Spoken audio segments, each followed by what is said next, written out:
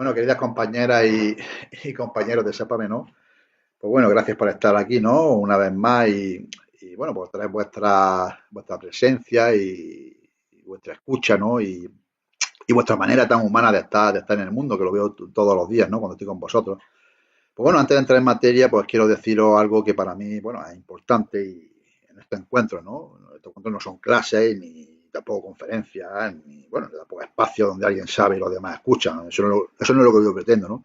Son momentos, pues más bien de pensamiento, ¿no? De pensamiento compartido, de reflexión, ¿no? De reflexión conjunta, de abrir un espacio donde la palabra pueda respirar, bueno, de respirar sin prisa, y eso en un mundo que nos empuja constantemente a correr, a producir, a rendir, pues bueno, es casi un acto de resistencia, ¿no? Así que bueno, que gracias por estar aquí, por detenernos, por regalaros y regalarnos, pues bueno, regalarnos este tiempo, ¿no? Este tiempo tan magnífico, ¿no? Que es la filosofía, ¿no? Luego vamos a trabajar el capítulo de un libro, ¿no? De la vida contemplativa, ¿no? Elogio de la inactividad de Byung Han. Es un libro, bueno, que nos invita a mirar la vida desde otro lugar, ¿no? Desde un ritmo más bien distinto, ¿no? Desde una profundidad que nuestra época ha ido perdiendo, ¿no? Y el capítulo que vamos a analizar, pues habla de algo que nos toca a todos, ¿no? Aunque no siempre sepamos ponerle nombre, que es la absoluta falta de ser, ¿no? Puede sonar filosófico, lo es, pero en realidad es algo que cualquiera puede sentir en su día a día. Y lo que quiero es que lo exploremos juntos, ¿no? Con calma, con ejemplos, con palabras sencillas, para que podamos reconocer en nuestra propia experiencia lo que el texto intenta señalarlo, ¿no? Vamos a trabajarlo bien. Por un lado decir que vivimos en un tiempo, nos dice el texto, donde todo se mueve pues demasiado rápido, lo he dicho al principio, ¿no? Tan rápido que a veces pues sentimos que la vida se nos escapa, ¿no? Que se nos escapa entre los dedos, ¿no? Hacemos muchas cosas, recibimos miles de estímulos, estamos conectados a todas las horas, pero aún así algo dentro de nosotros queda sin llenar, ¿no? Lo hemos visto en anteriores talleres, ¿no? Con anteriores autores. Es como si faltara un suelo firme, ¿no? Donde apoyarnos, como si la vida hubiera perdido su espesor, ¿no? Su profundidad, su capacidad de sostenernos, ¿no? A esto Byung Han lo llama falta de ser, ¿no? Y aunque suene abstracto, es algo que cualquiera puede reconocer, ¿no? Esa sensación de vacío después de un día lleno de tareas, ¿no? Ese cansancio que no se cura durmiendo, esa inquietud que aparece perdón, cuando paramos y de repente pues bien no sabemos qué hacer con el silencio, ¿no? O la falta de ser es lo que sentimos cuando la vida pues se vuelve pura supervivencia, ¿no? Cuando ya no vivimos, sino que simplemente seguimos adelante, cuando no nos sentimos autorrealizados, ¿no? La famosa pirámide de Maslow, el pico final, ¿no? Que nos hablaba que no estaba de acuerdo nuestro compañero, ¿no? Y lo curioso es que nunca tuvimos tanta información como ahora, ¿no? Sabemos de todo, recibimos noticias a cada minuto, eh, pero esa información no nos orienta, ¿no? Es como si nos lleviera datos encima, pero ninguno se convirtiera en algo que nos sostenga, ¿no? La información más bien moja, pero no nutre, ¿no? No se convierte en relato y no se convierte en sentido, ¿no? Ese sentido de que he hablado muchas veces, ¿no? No se convierte en vida, ¿no? Y por eso, aunque, bueno, estemos muy informados, nos sentimos un poco perdidos, ¿no? Muy perdidos, mejor dicho. El ser humano necesita algo más que datos, ¿no? Necesita una historia que lo sostenga, un hilo que una las cosas, un símbolo que dé profundidad a lo que vive, ¿no? De esto habla el capítulo que estamos tocando, ¿no? Un símbolo no es un dibujo ni tampoco es un icono, ¿no? Un símbolo es algo que une, ¿no? Algo que nos recuerda que estamos, bueno, nos recuerda que somos parte de, perdón, un todo más grande, ¿no? Platón lo cita el autor, lo explicaba como un mito, ¿no? Precioso, ¿no? Que decía que los seres humanos, ¿no? Éramos esferas completas y bueno, y que los dioses nos partieron en dos y desde entonces pues cada mitad busca la otra, ¿no? Lo habéis escuchado muchas veces, ¿no? Ese mito, ese trozo que falta, ¿no? Ese pedazo que promete completarnos, ¿no? Es el símbolo, ¿no? Ese es el símbolo, ¿no? El símbolo es lo que nos recuerda que no estamos condenados a ser fragmentos, ¿no? Que podemos volver a ser enteros, ¿no? Pero hoy vivimos en un mundo sin símbolos, ¿no? O cada vez con menos símbolos, ¿no? Porque vivimos en un mundo donde todo es rápido, útil, funcional, ¿no? Pero no significativo. Y cuando faltan los símbolos, faltan nosotros, ¿no? Falta la comunidad, falta ese conjunto, ¿no? Falta ese vínculo. Y cuando falta ese vínculo, es ya cuando aparece la angustia, esa angustia que moldea cada vez más a nuestro alrededor, ¿no? La angustia no solamente es un estado emocional, ¿no? Es lo que ocurre cuando la energía debería fluir, no habla el autor, hacia el mundo y esta se queda encerrada en nosotros mismos, ¿no? Cuando no hay héroes, es decir, cuando no estamos abiertos, no hay deseo, impulso o apertura hacia el otro, ¿no?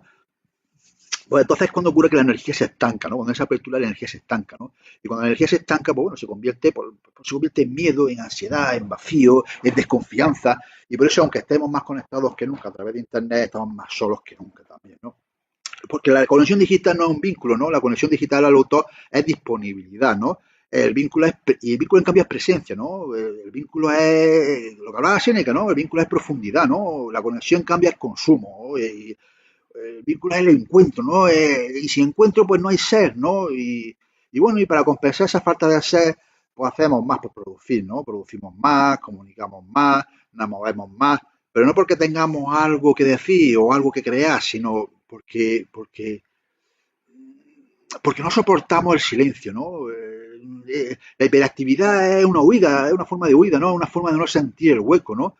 Pero el hueco, en el fondo, sigue ahí y cuanto más corremos, más grande se hace, ¿no? Y al final estalla, ¿no? Porque frente a todo esto, la tradición antigua y medieval nos recuerda algo que hemos olvidado, ¿no? Y también lo recuerda el autor, ¿no? Que la plenitud no es estar en hacer, ¿no? Sino en contemplar, ¿no? Contemplar no es mirar sin más, contemplar es detenerse, es abrir los ojos de verdad, ¿no? Es dejar que algo nos toque, que nos transforme, nos llene desde dentro, ¿no?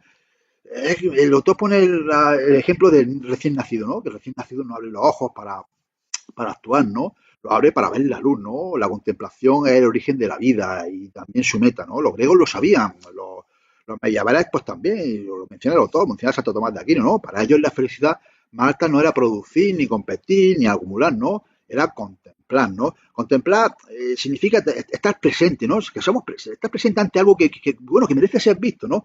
Algo que no se agota, algo que no se usa, ¿no? Algo que simplemente es, ¿no? Y cuando algo simplemente es, pues despierta en nosotros una forma de lenguaje muy especial, que es la alabanza. La alabanza no la entendáis así como no es adulación, ¿no? No es adulación, no es pedir, ¿no? No es tampoco suplicar, ¿no? La alabanza es más bien es una celebración, ¿no? Es un lenguaje que nace cuando ya no falta nada, ¿no? Cuando estamos llenos, ¿no? Cuando algo nos sobrepasa y solo podemos decir gracias, ¿no? El autor menciona a Riquet y cuando toma un verso suyo que dice, poeta, ¿quién haces tú, no? ¿Qué haces tú, no? Y dice, pues alabo, ¿no? En ese caso la alabanza es el lenguaje del ser pleno, ¿no? El lenguaje del quien contempla, ¿no? El lenguaje del quien ha dejado de pedir y ha empezado, pues bueno, pues ha empezado a agradecer, ¿no? Y la fiesta es ese espacio donde esa plenitud se hace visible, ¿no? La fiesta no es ocio, ni distracción, ni mucho menos, ¿no? La fiesta es más bien un tiempo donde la vida se intensifica, ¿no? Donde la comunidad, pues bueno, la comunidad se reúne, donde el tiempo deja de correr y vuelve a ser luminoso, ¿no? La fiesta, la vida deja de ser una mera supervivencia y se convierte en celebración, ¿no? La fiesta es un recordatorio de que la vida puede ser más que producir y consumir, ¿no? Es un momento de encuentro, ¿no? Es un momento de sentido, de dar sentido al ser, ¿no? De darle plenitud, ¿no? Y esa plenitud, pues no se alcanza corriendo, no se alcanza acumulando, ¿no? Sino más bien contemplando, ¿no? No se alcanza pidiendo, sino más bien alabando, ¿no? Volver a ser no es hacer más, ¿no? Es ser más, ¿no? Y ser más empieza por detenerse, por mirar, por escuchar, por contemplar, ¿no? Por permitir que algo nos toque, ¿no? Por permitir que algo nos llene, por permitir que la vida vuelva a tener profundidad, ¿no? La falta de ser, desde luego, y de hecho lo pone el autor, no se cura con velocidad, ¿no? Se cura con presencia, lo decía también Séneca, ¿no? Con ese vínculo, con los símbolos, con el héroe, con la apertura, con el silencio, ¿no? Con la fiesta, con la alabanza, con la contemplación, todo eso, con todo aquello que no se puede medir, ni producir, ni acelerar, ¿no? Con todo aquello que simplemente es. Y cuando lo dejamos entrar, nos devuelve a nosotros mismos, ¿no? Y ya está, simplemente eso. Muchas gracias por todo. Y espero que esta explicación, pues bueno, pues que os haya servido. Y nada, me despido. Hasta luego.